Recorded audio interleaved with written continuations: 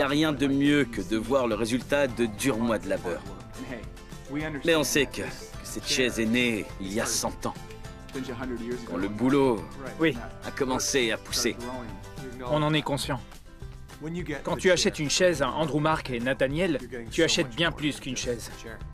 Tellement plus. Tu achètes la sécurité, mais aussi et surtout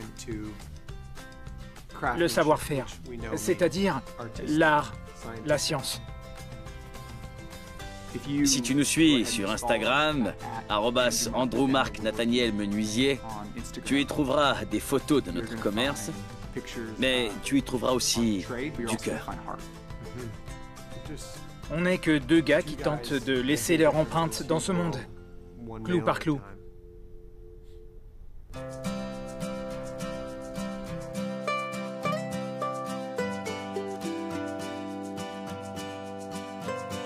La meilleure chose que j'ai créée... J'ai écrit une chanson. J'ai construit un tabouret pliant. Il est très stable. J'ai construit une lampe à partir de tuyaux. Je vais passer pour un geek. La meilleure chose que j'ai créée, c'est des feuilles de calcul en ligne. La pire chose? La pire chose? Eh bien, je dessine très mal. J'ai construit une horloge vraiment horrible en cours de menuiserie en 4e. J'espère ne jamais la revoir. J'ai réussi à trop cuire des pâtes. J'ai cuisiné une horrible fournée de cookies quand j'étais en CE2.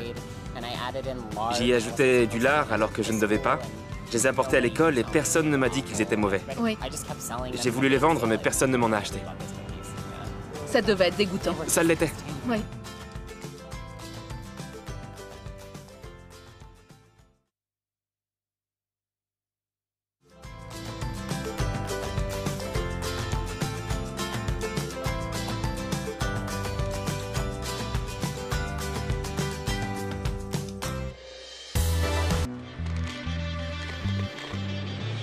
Si le christianisme avait un logo, on est d'accord que ce serait la croix. Dans le monde entier, on voit des croix. Sur des panneaux, des bâtiments, des bijoux, des vêtements, des tatouages.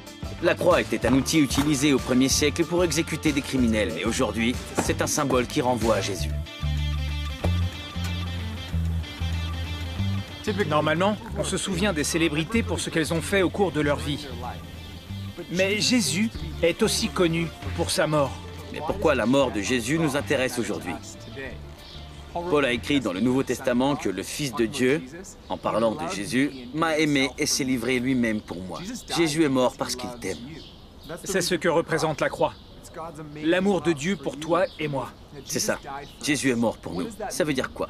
Pourquoi il a dû mourir? Quel était le problème? Il y a quelque chose de fascinant chez tous les êtres humains. Dieu nous a créés, toi et moi. Tu n'es pas un accident. Chaque personne est faite à l'image de Dieu, à l'image du Créateur. L'homme est unique dans sa capacité à aimer, à faire le bien et à être créatif. Mais l'inverse est aussi vrai. Les hommes sont aussi capables de faire le mal. Il suffit de regarder les infos pour constater les dégâts causés. On ne peut pas dire ceux-là sont de mauvaises personnes et ceux-là sont des gens bien, car c'est plus compliqué que ça. La Bible emploie un mot spécifique pour décrire cet aspect de l'humanité, le péché. Notre tendance naturelle à l'égoïsme, à agir à l'encontre de ceux qu'on aime et même de notre propre bien-être. Paul a écrit « Car tous ont péché et sont privés de la gloire de Dieu ». Ça veut dire que le péché n'est pas le problème de quelques personnes. Le péché nous concerne tous. Je sais que j'ai fait des choses dans ma vie que je regrette profondément. J'ai blessé des gens, certains que j'aime. Et si on est honnête, on a tous fait quelque chose de mal. On a péché. Personne n'aime être qualifié de pécheur. Et si tu es comme moi, tu peux être amené à penser « je ne suis pas parfait ». Parfois, je me plante. Mais comparé à d'autres, je ne suis pas si mal. Ouais, mais le problème avec cette comparaison, c'est que le christianisme ne dit pas ça du péché. Dieu ne partage pas notre système de notation. Il ne nous compare pas pour voir si on est des pécheurs ou pas. On est très loin des critères selon lesquels Dieu juge. On est tous des pécheurs. On est tous dans la même situation. On a tous besoin du pardon. Alors, si on est tous des pécheurs, quelle est la différence? Si on est tous dans la même situation, quel est le problème? Le problème, c'est qu'il y a des conséquences à nos péchés. Tout le monde connaît l'histoire avec l'arbre fruitier au début de la Bible. De quoi s'agit-il? Il ne s'agit pas de pommes ou de poires ou d'autres fruits, mais de ce qui suit. Les hommes sont des créatures avec une raison et une volonté. Ils sont créés pour participer à la vie divine, car ils sont capables de reconnaître Dieu comme leur source et leur fin, et de l'aimer dans l'action de grâce. Eh bien, ils ne le font pas. Ils se trouvent super, tellement super qu'ils se fichent, narcissiques comme ils sont, de Dieu et de ses commandements.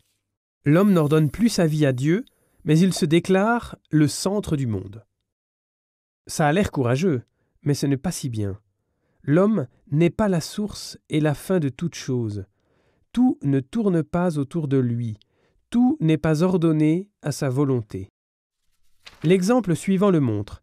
Quand je mets un plant de tomates pendant 3 mois dans un placard et que je dis fièrement que c'est ainsi que je le veux et que c'est bien pour la plante, je ne vais jamais récolter de tomates.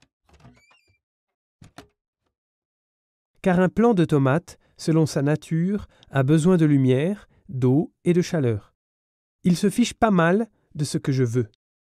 Donc, quand l'homme se met au centre de l'univers, ce n'est pas bien, ni pour lui-même, ni pour les autres choses, car il détruit l'ordre entre Dieu et lui-même, et en même temps, l'ordre entre lui-même et les autres créatures. C'est exactement ce qui est arrivé au début de l'histoire de l'humanité.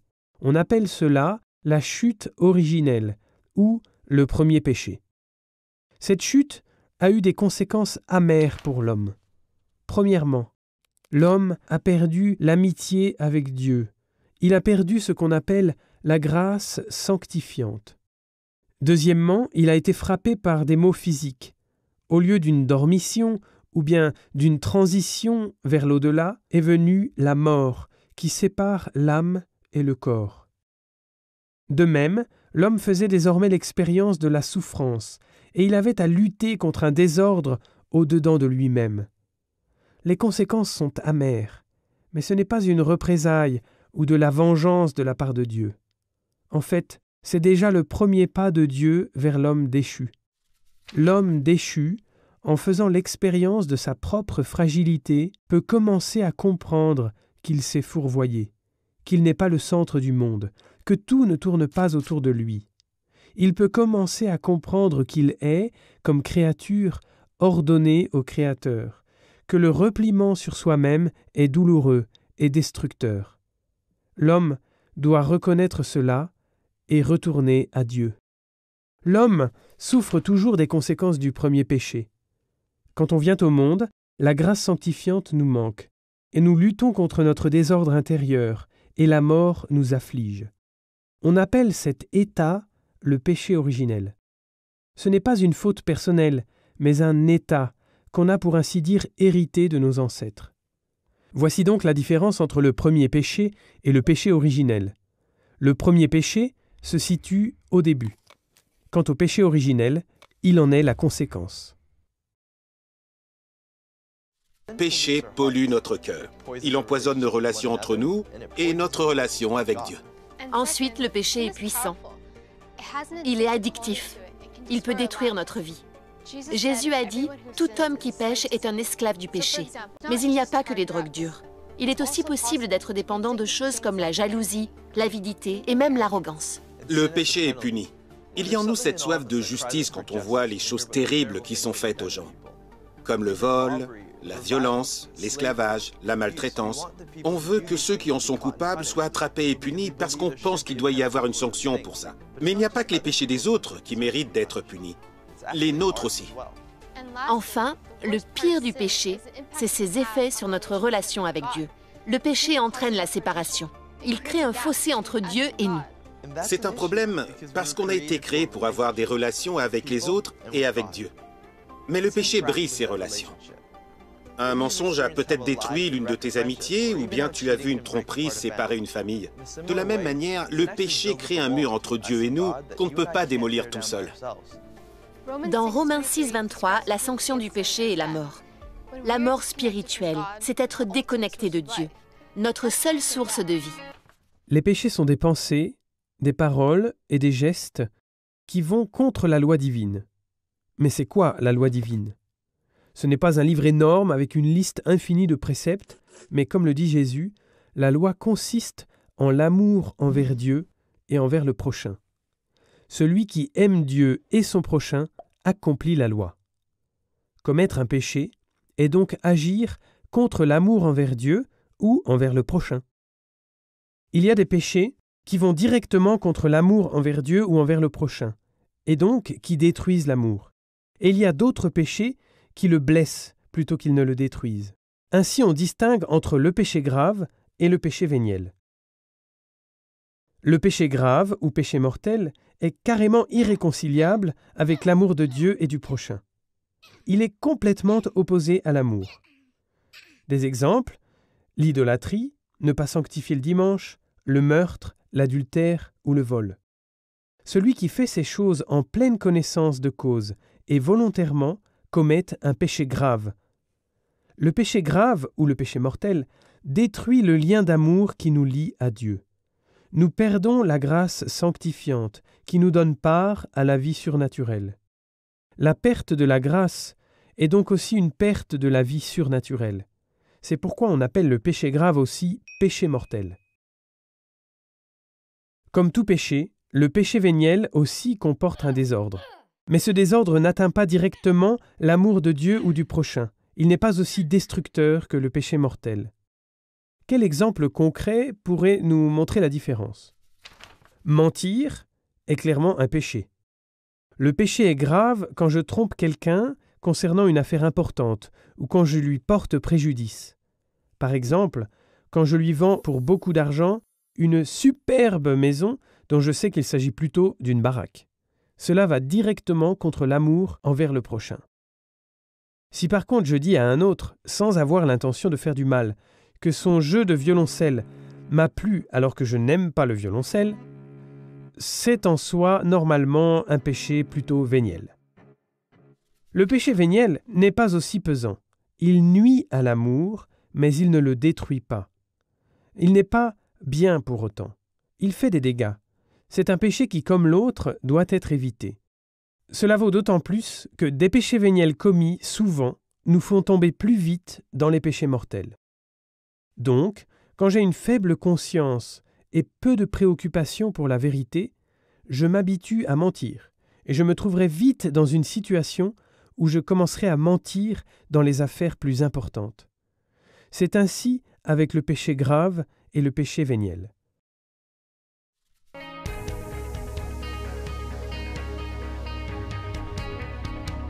Le péché est partout, inévitable.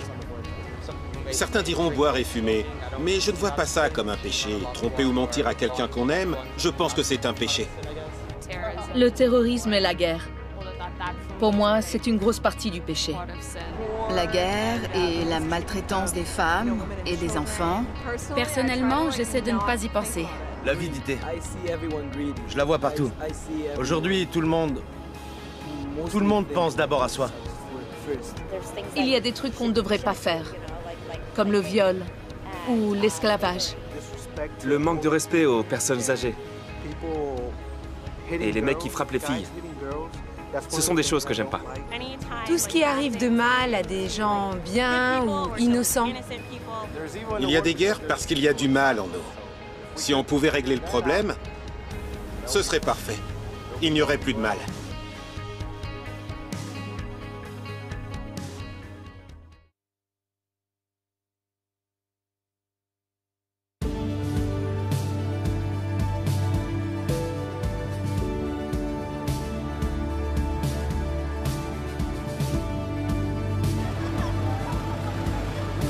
La croix nous montre que Dieu aime ce monde, qu'il t'aime et qu'il a fait quelque chose pour régler le problème du péché. Il ne l'a pas ignoré en disant « ce n'est pas si grave que ça, ne t'inquiète pas ». Non, Dieu est venu sur terre en la personne de son Fils, Jésus, pour prendre en charge le problème.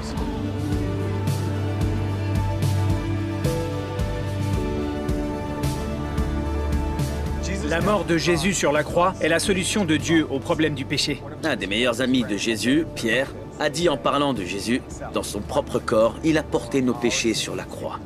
C'est par ses blessures que vous avez été guéris. En d'autres termes, c'est parce que Jésus a été blessé qu'on peut guérir. Il a pris sur lui les conséquences de nos péchés. On dit que Dieu s'est substitué à nous.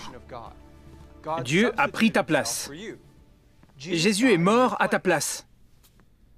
Le 31 juillet 1941, les sirènes du bloc 14 du camp de concentration d'Auschwitz sonnent. Un prisonnier s'est échappé. Pour le punir, les gardes choisissent 10 hommes au hasard pour les faire mourir de faim dans un bunker. Le 9e homme choisi est Francis Gajowniczek. Il s'écrie alors « Ma femme, mes enfants, je ne les reverrai plus jamais !» À ce moment, un autre homme s'avance et propose de mourir à sa place. À la surprise générale, son offre est acceptée. Cet homme, un prêtre nommé Maximilien Kolbe, est envoyé avec les 9 autres dans le bunker. 15 jours plus tard, ils sont toujours vivants et sont tués le 14 août 1941 par injection létale. 41 ans plus tard, le 10 octobre 1982, la mort de Maximilien Kolbe a été commémorée. Sur la place Saint-Pierre de Rome, devant 150 000 personnes, le pape Jean-Paul II décrit la mort de Kolbe en ces termes. C'était une victoire comme celle du Seigneur Jésus-Christ. Être exécuté sur la croix est plus que douloureux. Mais le Nouveau Testament se concentre davantage sur la souffrance spirituelle de Jésus qui a porté le poids de nos péchés plutôt que sur sa souffrance physique. Je t'explique. Cette main nous représente toi et moi. Ta vie est la mienne. Ce livre représente ce qu'on a fait de mal, les péchés qui créent une barrière entre Dieu et nous. Cette main représente Jésus. Jésus n'a rien fait de mal. Il a vécu une vie sans péché. Il n'a donc aucune barrière entre son Père céleste et lui. Il y a un verset dans l'Ancien Testament qui prophétise la mort de Jésus. Nous étions tous errants comme des brebis. Chacun suivait sa propre voie. Et ensuite, il a dit, « Le Seigneur lui a fait subir les conséquences de nos fautes à tous. » Sur la croix, Jésus a porté vos péchés et les miens. Le résultat pour nous, on est libre d'avoir une relation avec Dieu. Les résultats de la croix sont stupéfiants. La croix et la résurrection ne forment vraiment qu'un seul événement. C'est comme un beau diamant à plusieurs facettes. Ok, ça me plaît bien. Ok. Selon la façon dont la lumière est renvoyée par le diamant, on voit différentes facettes de sa beauté. Quand on pense à tout ce qu'a fait Jésus sur la croix, c'est très révélateur. D'abord, ça révèle à quel point Dieu nous aime et à quel point on lui est précieux. On n'a pas à se sentir insignifiant ou bon à rien, parce que la croix nous rappelle la valeur qu'on a pour Dieu. La croix renvoie aussi à la souffrance. Elle nous montre que Dieu n'est pas quelque part sur un nuage, en train de regarder notre souffrance. Non. Par Jésus, il est venu dans notre monde pour souffrir pour nous. Et aujourd'hui, il souffre avec nous. La croix dit aussi que les forces du mal ont été vaincues. Et la résurrection nous montre que l'histoire finit toujours bien. Par la croix, le poids du péché a été enlevé. Notre culpabilité a été enlevée. Notre dette a été réglée.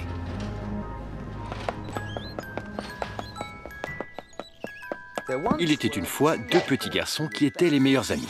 Ils jouaient ensemble, allaient à l'école ensemble. Ils étaient même à l'université ensemble. Ils étaient inséparables, jusqu'à ce que leur carrière prenne des directions très différentes. L'un devint avocat, l'autre criminel.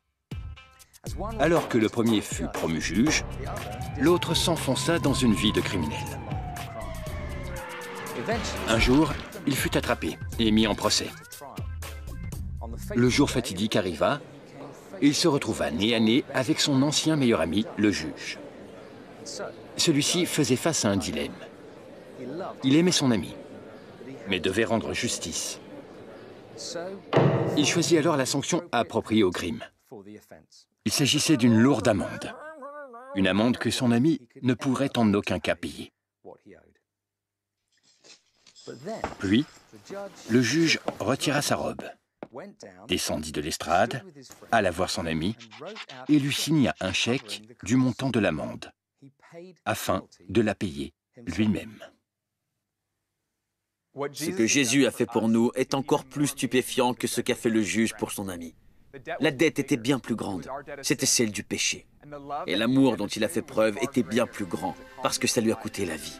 Et le résultat est encore plus conséquent. Le pardon total est devenu accessible à toi et moi.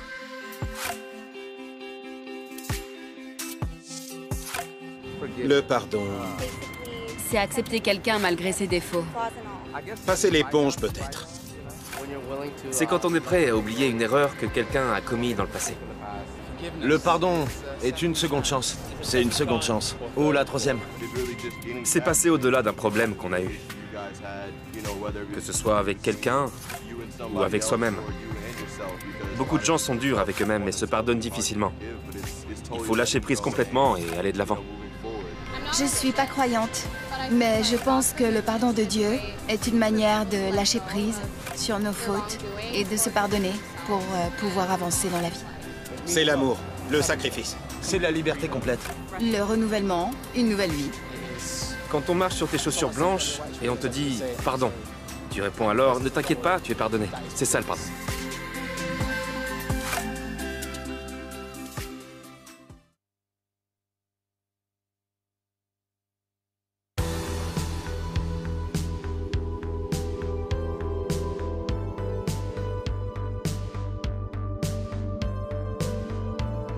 La réalité de la croix a le pouvoir de nous changer. Elle nous aide à laisser de côté nos mauvaises habitudes et à ressentir une nouvelle liberté dans notre vie. Avant d'être chrétien, je ruminais beaucoup de pensées négatives à propos de moi-même. Résultat, je manquais de confiance. Je repoussais les gens et je n'étais pas heureux. Quand j'ai commencé à avoir une relation avec Jésus, beaucoup de ces pensées ont disparu. Le pouvoir qu'ils avaient dans ma vie était rompu.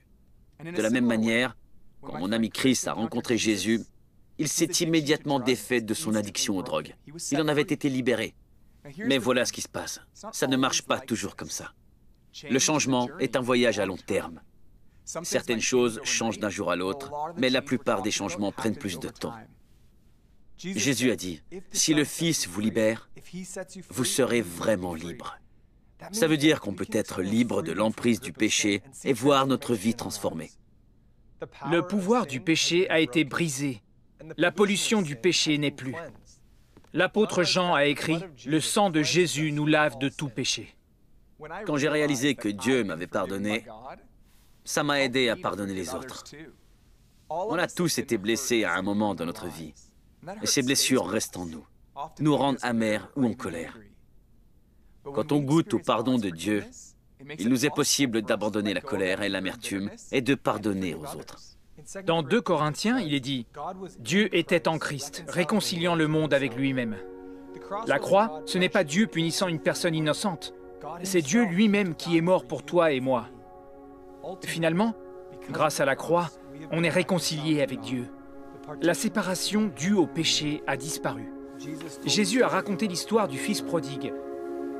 Le fils quitte le foyer, coupe les ponts avec son père. Après avoir dilapidé l'argent de sa famille, il se retrouve sans rien, seul, désœuvré, convaincu de s'être coupé de son père pour toujours.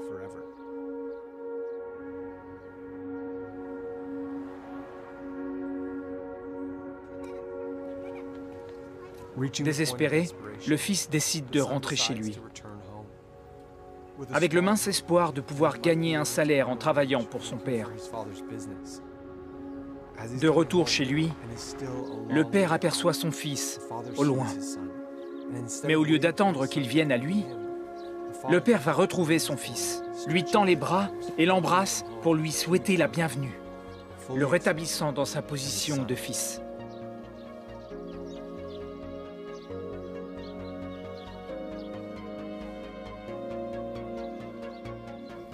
Cette histoire est pour toi.